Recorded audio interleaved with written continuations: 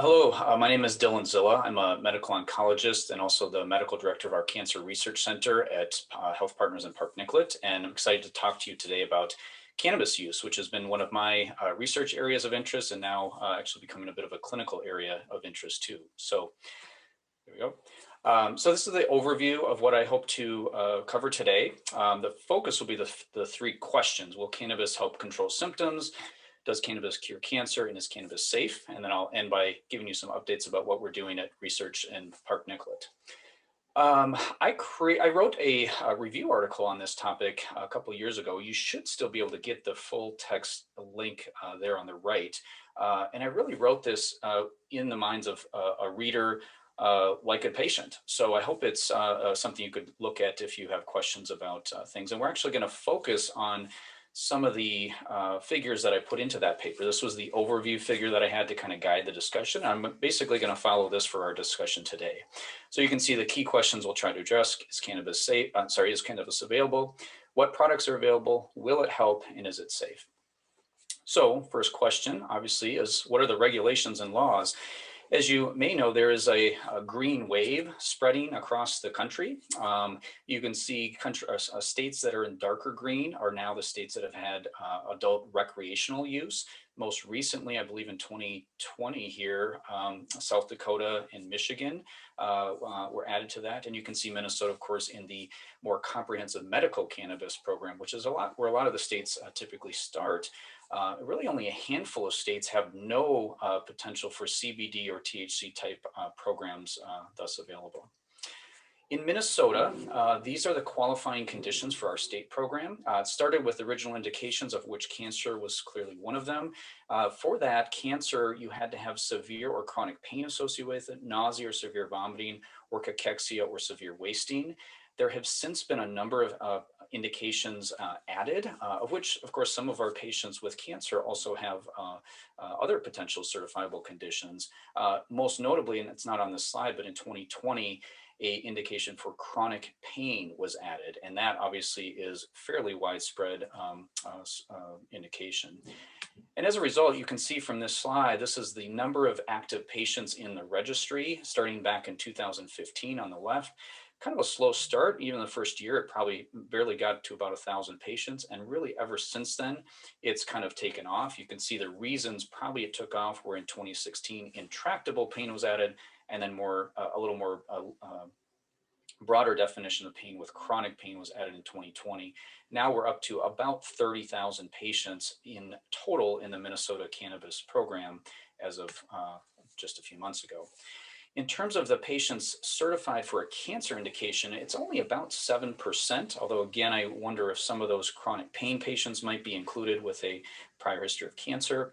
About 1,800 active patients with cancer are certified. Of that breakdown of the 1,800 that are in the state program, the majority are actually adults. As you can see, 37% are age 65 or older.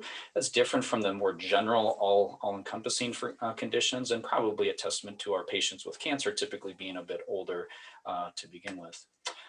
This was a nice study. It's probably one of the best survey studies out there, looking at prevalence of cannabis in real world use. And you can see about 1 in 4 patients across age groups, maybe a little less as you get in the over 70, 75 years old, but 1 in 4 patients report actively using cannabis for their cancer care. So how do I become available? Again, and this is going to focus on the Minnesota program, but a clinician must certify that you have a diagnosis. Now, in this case, it would be cancer, potentially with one of the qualifying conditions, which we already talked about. Again, I mentioned the issue with chronic pain now being an added potential, which I think a lot of patients do have. And so those of you who are cancer survivors, and I know may not be going through chemotherapy at this point, having lots of nausea, things like that. I mean, chronic pain now is a potential indication. You do have to be a Minnesota resident. You have to pay a one-time fee, annual fee of $200. It's less if you have medical assistance and other various programs. And then you need a yearly reevaluation and recertification. I like this slide. This was also from the survey study because it asked patients across a wide variety of cancers, what is their interest in learning more about medical cannabis or in cannabis in general? And you can see moderate or high interest is in about 70% of patients really want more information.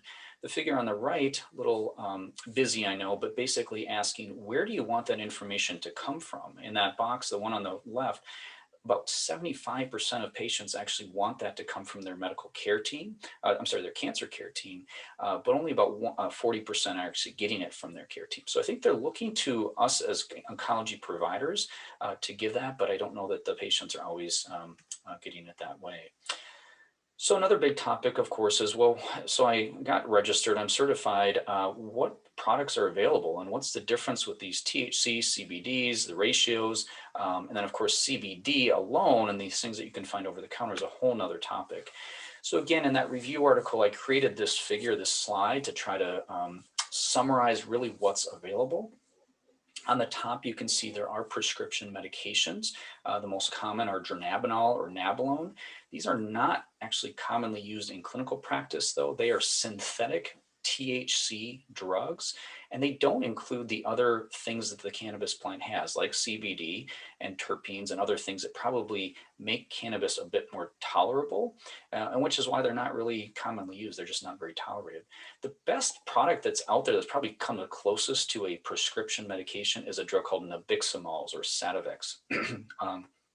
This drug is not FDA approved in the US. However, it is available in Europe and Canada for things like multiple sclerosis and muscle spasms and a host of other things. And then the most recently approved drug was a drug called Epidiolex. That is a pure CBD drug. It's actually approved only for kids with very rare seizure disorders, but it sort of shows that CBD in a very high amounts, this is a very high dose of CBD, is therapeutic and improves seizure control. What is most common is that middle line, these extraction products. These are what are offered in the Minnesota State program. Basically, it's taking cannabis and the various products within the cannabis plant, extracting it out, putting it in various forms and formulations and ratios and selling it as products like that. I put CBD in this. CBD that you can again buy from grocery stores and other places, now it seems like it's everywhere, comes from the hemp plant. Hemp is a cannabis sativa strain, plant strain that has basically no THC in it. But there are lots of issues with the CBD that are out there. And I'm not going to really get into that for the topic of this talk today. And then finally, of course, there are whole plant products. So these are the typical joints, buds, dried cannabis, things typically to smoke or ingest in food products. And I put some information there as well. So again, products in the Minnesota program, which is what I most commonly talk to with my patients about, come from the two companies, Leafline Labs and Minnesota Medical Solutions. They're now called Green Goods. The only the cannabis extracts are legally available in Minnesota. That I hear may be changing. I believe this year the state legislature is putting forward some plans to potentially change that to allow whole plant smokable products, but that is not at this point. And of course, this is not covered by insurance. I put some reference there. A single pill, kind of a starting dose pill, is about $1. So you can kind of see, depends on how much people use. And of course, the vaporizer is a little more expensive than the pills, but a typical patient using a few times a day could easily spend $200 to $300 on cannabis. In terms of the state products, they're all basically broken down by, are they THC dominant strain? Are they a balanced THC to CBD ratio? Or are they as high in CBD? And of course, both companies have their own mix and color schemes to do that. The routes of delivery, again, vaporizers, very commonly used for things like pain. So for refractory pain, for nausea, because they work immediately and they also then get out of your system fairly quickly. Orals, of course, just more convenient. And then there's some topical forms, which I think are kind of intriguing. And I've had some patients benefit from those as well. I already mentioned there's no smoking, at least for now, of whole plant products. So that's a pretty big overview of just medical cannabis. Now we really want to get into, well, will it help control symptoms and what's the data to support that? And so that's what we're going to talk about next. And I provided, this is also from the overview article that we wrote. We basically tried to summarize all of the studies that are out there. You can see there's a number of studies on pain, a number just specific to nausea and vomiting, anorexia, and then more global symptoms. And as a whole, I think it's important to note that since 2000, there have been 23 studies. 10 of these have been randomized controlled trials. And I think this is one important thing that we have to, as oncologists and care providers, say, there is data out there. It may not be the strongest that we're used to in terms of some of our chemotherapy type trials where we have thousands of patients and really big trials, but there are some good studies out there to learn from and help to guide our patients. We actually participated, I participated in a survey study with this Department of Health. We published this paper about 2 years ago, and it was basically looking at the people in the state program who were certified for a cancer indication. So one of those 3 indications again. And this is one of the takeaways that we found. We looked at the symptoms that patients reported. They have to report symptoms every time they make a cannabis purchase. So we looked over the initial 4 months of people who made multiple purchases. If they only made one purchase, we wouldn't have data on them. But people who stayed in the program for at least 4 months, these are some data. You can see in the blue bars, things like pain being shifting basically from high levels to more moderate levels. It didn't take pain away, didn't take nausea completely away, but it shifted it down. And I think in a clinically meaningful way and statistically significant for that matter as well. There were about 1,100 patients in this study, I think 700 here in the analysis. But there's bias in that, right? So if somebody continues to purchase a product and spends their own money to do so, you would think they're going to get some benefit somewhere. So we looked at it slightly differently. We said, okay, well, let's take all the patients who bought once and look over the course of the first 4 months at who had at least a 30% improvement in these various symptoms. These are not just the ones that they could be certified for. And we also said, so that would take into account people who never purchased. They'd be in, we'll quote, the denominator, but not the numerator. And so what you can see there is there still are 30% or so, 30 to 40% maybe of patients getting that type of benefit for using cannabis. A very similar study was done. This was a prospective observational study in Israel. It's about 3,000 patients.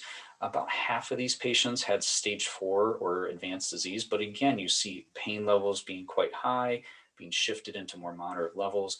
What I liked about this is they actually tracked medications as well. And this is pretty fascinating if it's true, that about 1 in 3 patients who were on an opioid were able to stop that opioid.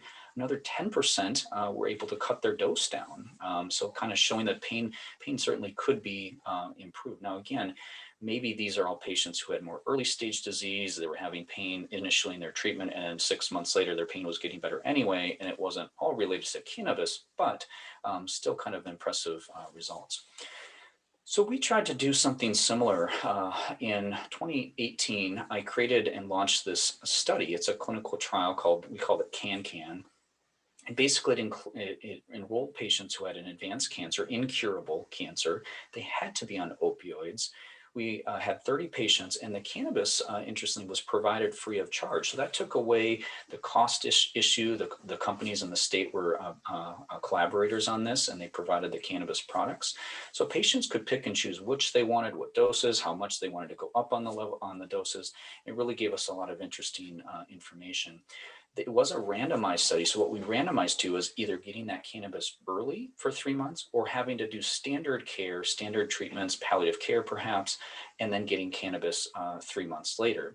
Most of our analysis happened after the first 3 months, of course, but everybody got a chance to use cannabis.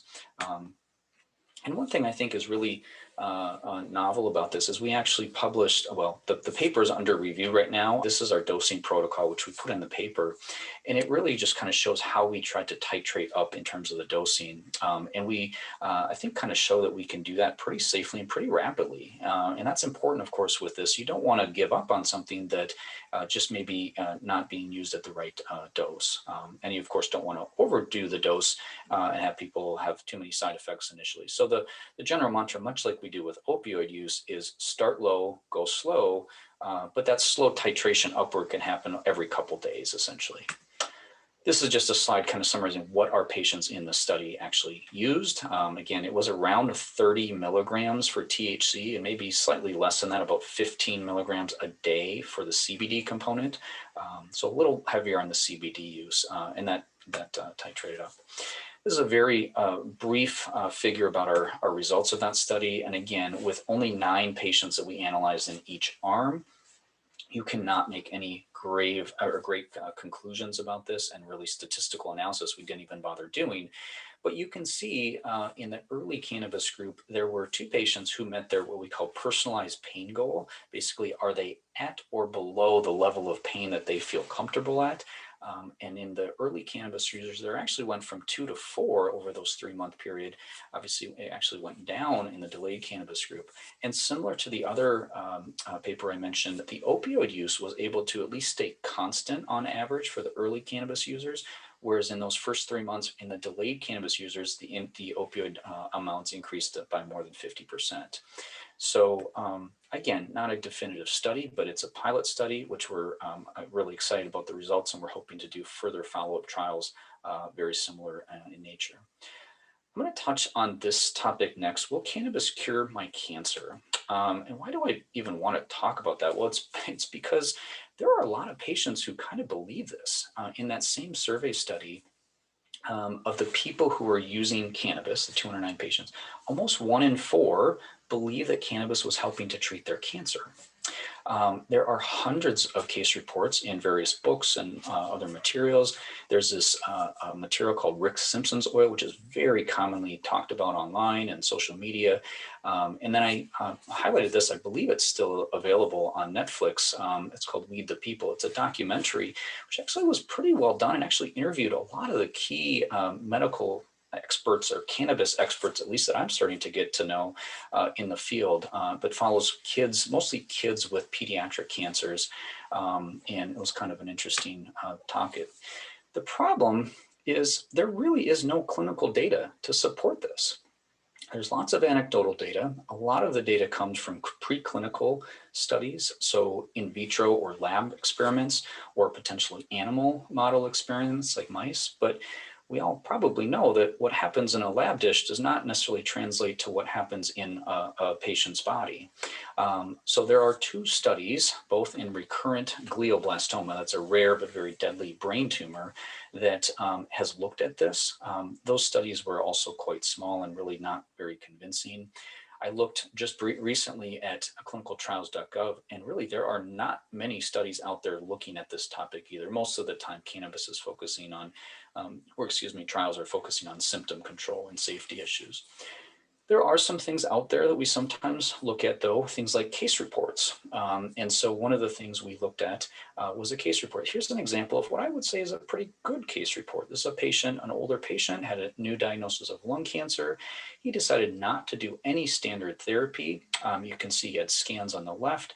He came back for follow-up, I believe 9 months later, and his doctors were surprised that his cancer had improved. And they said, well, what in the heck did you do? And he said, well, I've been taking this stuff called CBD at a pretty tiny dose, about 12 milligrams a day for just 9 months, and had this what they call the striking response.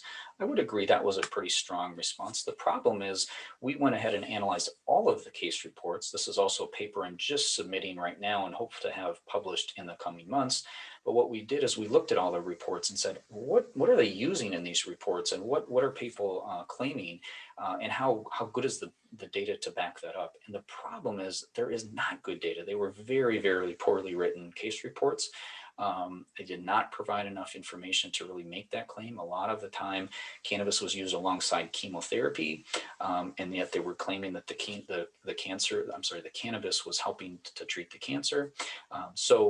Not a very good overall. We have taken it a step further. So we now have a IRB approved survey that's been launched. It's actually been launched nationally, actually internationally for that matter, because we have posted it on social media channels and worked with various cannabis clinician leaders and research people in the field. you are actually welcome to participate. In fact, I'd encourage you to participate in that. It is at www.catasurvey.com. And basically, it's a questionnaire about cannabis. If patients don't use cannabis, that's fine. You can still participate in it. But what we're really looking to identify with that survey is patients who, again, feel that the cannabis has helped to treat their cancer. And if patients answer certain questions, they are allowed then to potentially be eligible for a phase 2 of the study, which we have just started as well. And I'll touch on that in a minute. So this is the current status of that survey. About 700 patients who have a cancer diagnosis have responded to it. The majority, of course, have used cannabis just because that's who we tried to target. And again, similar to that other survey, about 30% of these respondents believe that cannabis has helped to treat their cancer. So put a few just sort of summary high-level things about these groups. The group on this column on the right is those who believe that cannabis treated their cancer. And I just kind of put a couple key comments out. These are the common cancers: breast, colon, prostate, GYN cancers. What's kind of interesting again here is you can see at least 40% or so had stage 4 disease. The others had a lot earlier stage disease. So again, it's really hard to make a claim that cannabis is curing or treating your cancer when you have early stage disease, at least in my opinion. This is what patients were claiming who claimed the benefit said they were using. Again, kind of varied. Most of them used every day. Most of them used a product from a state program, various levels and ratios there, various types, including suppository and 12%. But again, it really, the takeaway that we got from that first level survey is just basically that 30% believe cannabis helps to treat or shrink the cancer. Again, as I mentioned, but only 40% of those are in the true stage 4 cancers, which likely were incurable. So I mentioned phase 2, which we just started, is again really trying to look into this in much more detail. We are trying to enroll patients. This is now they have to consent to a true research study because we're asking them to share their medical records and let us review them and hopefully publish a much better case report, or ideally a case series where we could put maybe even hundreds of patients out there.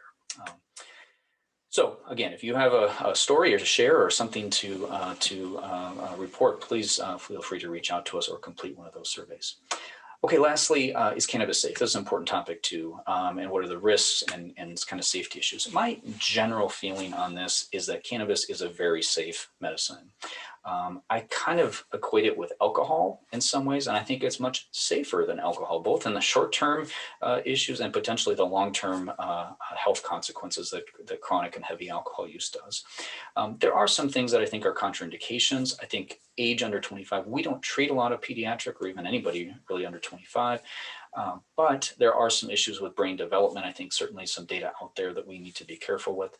Schizophrenia, severe mental health disorders, I think that is something you have to be very careful with. Compromised cardiac status, mostly coronary artery disease and heart failure. I think there's some issues with potential vasodilation and other things that cannabis might be a bit risky with. And then just the general precautions, of course, if you're driving motor vehicles and things like that. There are some issues with strong CYP3A4 inhibitors. Those are not real common medications, but something that we need to be careful with drug interactions. In terms of the Department of Health paper that we wrote, we did look at this and we asked about it. And again, only 11% of people who were using cannabis reported any side effect whatsoever within the first 4 months. You can see them listed here on the right. Common ones: drowsiness, dry mouth, fatigue, things like that. More the central nervous system type side effects. But most of these were mild or moderate in severity. And this kind of mirrors that large, I mentioned this drug called nabiximols or Sativex study that they did in cancer-related pain. It was probably the best conducted placebo-controlled trial to date, and they looked at safety as well. And you can see there really isn't much difference compared to the placebo. There is one important topic to mention though, and that is the potential for cannabis impacting immunotherapy responses. Now, as most of you know, immunotherapy is a powerful new agent. It's very exciting. It's doing worlds of good for our patients with cancer in lots of different stages. The problem is cannabis is really thought of as an anti-inflammatory drug. That's probably why it helps with some of the pain issues and other kind of side effects. But as you may know, immunotherapy is designed to boost your immune system to go fight and find cancer. And this study, again, retrospective study, so not definitive data, but showed that people using cannabis had a much lower chance of getting a tumor response than the people that were using cannabis. I'm sorry, that were not using cannabis. A follow-up paper actually said there could be a survival difference in this as well. Now, this paper, again, is looking back in time. It's not a very well-controlled study, but it's pretty powerful difference here. And it's a reason that I have chosen to be very careful with using cannabis if anybody's on active immunotherapy. Again, more work needs to be done. This needs to be flushed out probably in a prospective fashion someday. But I think it's a word of caution to anybody out there considering cannabis use and, and who's going to be on or going on to immunotherapy. So, to kind of summarize a little bit of what we've talked about already, here's, I think, the key takeaways about what is known about cannabis use in patients with cancer. So we talked about prevalence. About 1 in 4 patients are using it, even older patients. Symptoms are probably the big reason most people are using it. And I think there's a number of symptoms that can be improved. I didn't really get into this in probably as much detail as maybe all of you wanted, but pain is certainly there. Nausea, I certainly see good benefits. Sleep, that's probably the next biggest benefit. And most patients who use even a little bit of THC will have some benefits with their sleep. Anxiety, just it really kind of goes from there. But I think definitely just that general feeling of getting through chemotherapy better is often helpful. We know a little bit, and I didn't touch on this, but again, reasons they're using or not using. We did touch their cost and the lack of their physician involvement, both in recommending it and educating it, I think are the biggest barriers. And that's a barrier I think we can break down and hopefully, provide more education so patients can make their own informed decision about if cannabis is right for them. There's a strong interest, as I said, in wanting more education. So what is not known? Well, again, just the risks and benefits compared to other standard medications, I think.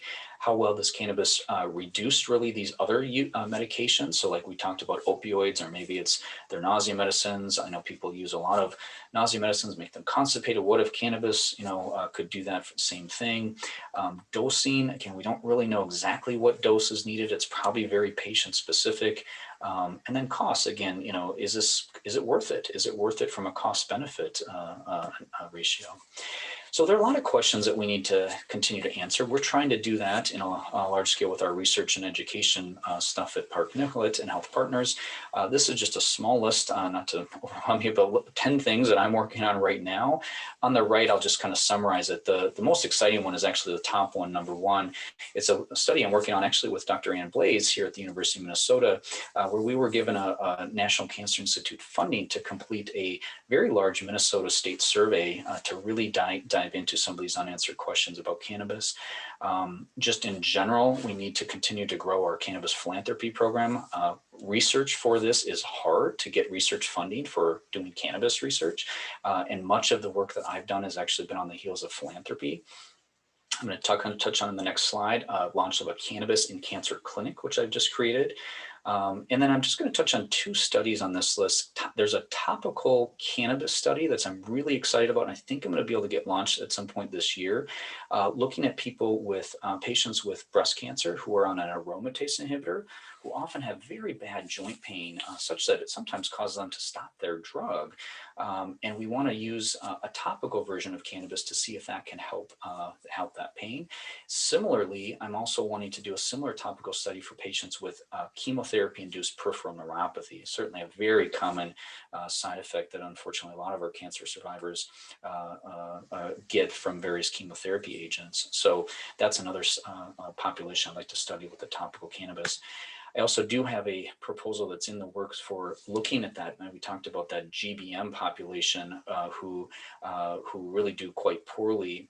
And what about creating a protocol to use a high CBD dose study to get their, see if their cancer responds a little bit better.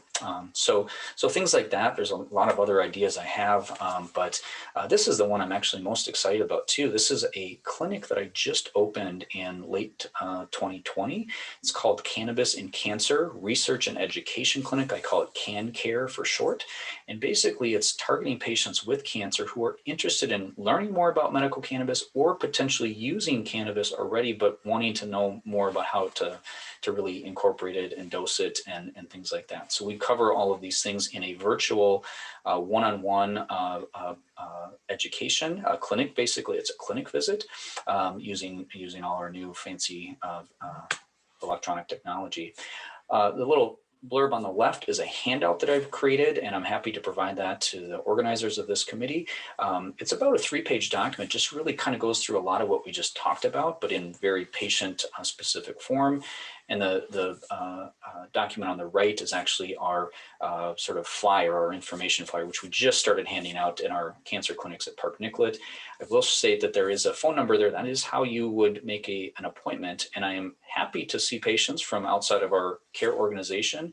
But it is just myself and my nurse practitioner who's running this clinic with me a half day a week. So we have about 3 or 4 patients we could see a week. If there are 400 of you in this audience and are wanting to come and see and talk with us, being mindful that it's not going to be a quick entry into that clinic if that's the case. So, but we're happy to answer questions, and we'd be happy to see you if you have interest. If you want other information, instead, you can refer to some of these websites. I think the NCI website is probably the best. It's really, really well written, and it really covers the whole gamut of all the topics that we talked about here. This textbook is also available for free. I believe there's a free PDF link. It's really, really good. It's very comprehensive. So if you're looking at other things, that might be a good resource. And again, we have a research email that you can email us as well. Certainly looking for interest for communication. If you have ideas about trials, if you see some of these trials that we start to open and you're interested in enrolling, that's great. Certainly communicate. Hopefully this talk can get shared and others can get some helpful information from it. And then of course, if you ever have anybody that you know that wants to donate to our support, that will really help us get some of these studies up and going. So I'd like to end with this quote: to cure sometimes, to treat often, to comfort always. I think that's our goal in medicine. It's certainly our goal in oncology. Whether or not the cannabis is the healing path forward, I'm not sure, but I look forward to answering some questions from you and happy to connect anytime. So thank you for the opportunity to speak to you today.